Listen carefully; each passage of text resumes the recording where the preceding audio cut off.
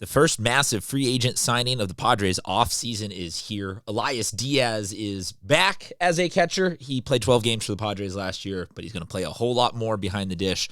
What's going on, everybody? I'm Christian Pedersen, back with another episode of Padres Digest. Let's break down everything to do with this Elias Diaz signing and what it signals for the panic meter this season, going down for the first time for the Padres this offseason after what has been a tumultuous couple of weeks. But before we go further, I want to remind you all to hit that subscribe button if you are new to the channel. Padres Digest is your coping mechanism for what could be a very, very long season. But we're trying to catch Dodgers Digest, our sister channel, up the freeway at in terms of total number of followers. So if you could toss us a follow, it would be much appreciated. All right, Elias Diaz, 12 games as a Padre last year. This is one of the home runs that he hit as a Padre. It is fun to look at. He was also an all-star just a couple of years ago.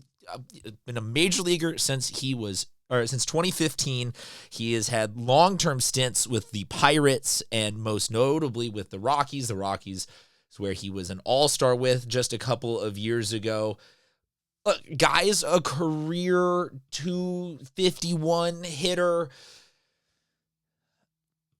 Catcher, I sigh because we spent $3.5 million on him for 1 year, and then there is a mutual team player option for the 2026 season. So, and he's technically back as a Padre because he ended the season last year. So it's not necessarily that this is like a groundbreaking, oh my gosh, we added the best catcher in baseball. But for the first time this offseason, this is the Padres finding one of the needs that they had identified and actually fixing it with an adult situation or an adult fix. Like this is, we lose out internationally on Roki Sasaki, and so the Padres go out and spend money on 19-year-old left-handed projects that I like, fun to read about on an On the Farm article in a couple of weeks. And then in 5 years when they're a major leaguer, great story. Cool. This is an actual serviceable major leaguer that the Padres have brought in. I'm going to show you his numbers just last season. Look, if he can hit literally 250, like his career average, great. Put him in the 7 through 9 hole, depending on righty lefty. Have him be your everyday serviceable catcher. I will argue that catcher sometimes is about as much as it is the offensive output, as it is about the defensive output, as it is also just about whether or not the pitching staff likes you. So to me, him being here for only a short amount of time last season, and then the Padres willing to bring him back, it smacks slightly, yes, of desperation and panic mode, but I think that there has to be a core kernel there that the pitching staff likes the guy at least enough to say to the front office, hey, let's bring him back. We had a little bit of experience with him. We like him enough to bring him back, to make him the anchor, at least initially. What are we getting here? A 34 going on 35-year-old catcher is never anybody's first choice, but I think we're getting veteran leadership. I think we're obviously getting somebody who has been an all-star, has been in the NL West, knows both quality of play and style of play of a lot of these teams and a lot of these hitters. So, not that that's going to be the perfect fix, but it could be a nice, unsuspected boost because it's a hard metric to chart of how is the connection between the catcher and pitcher. It's not like Wi-Fi bars where you can just be like, oh, 5 bars, that dude's solid between them. But sometimes having the right guy behind the dish can make a ton of difference with a pitching staff, lead to good rapport, lead to just good, consistent results. So that's what I'm banking on here.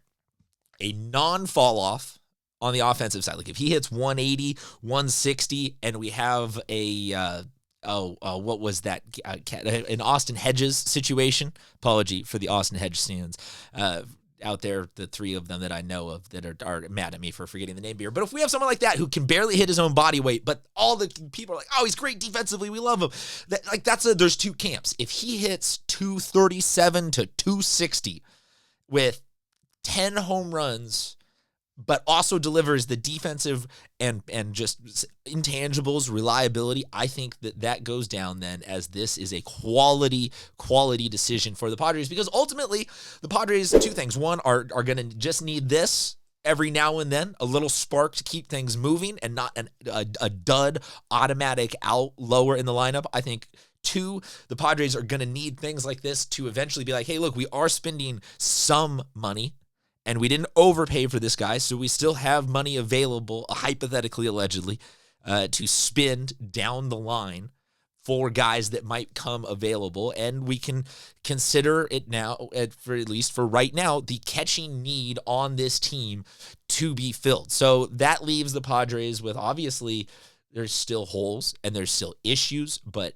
right now, I say the Padres are going from, I had placed them at a 1 on the panic scale, and you can go like this. I said at the start to subscribe so you don't miss any of these videos, so you know actively where the panic scale is. I say we can go from a 1 down to a 0.75. Now, pitchers and catchers have not reported, but we finally have the catcher who will report with the pitchers, and I consider that to be at least the starting point of a foundation. Now, the Padres need to focus on left field and beyond and some other bigger picture issues, but know that as of today, it is good news and things are indeed happening. Like I said at the top of this video, make sure you hit the subscribe button so we can bring you all of the Padres information, because it's finally good news like this.